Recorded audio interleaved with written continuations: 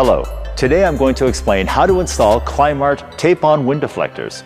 Open the packaging and remove the set of rain guards and installation kit from the pack.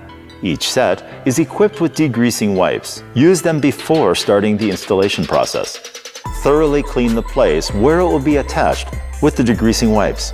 Repeat the procedure on the rear door. Remove the protective wrap from the rain guards. Pre-fit the deflector to the installation surface. Remove the protective strip from the adhesive tape on the side of the visor. Peel back several inches of the protective strip from the adhesive tape on both sides of the deflector.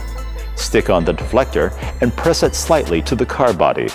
Once you've attached the deflector in the right installation position, totally peel off the protective strip.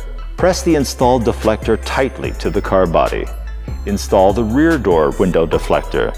Repeat the procedure on the other side of your vehicle.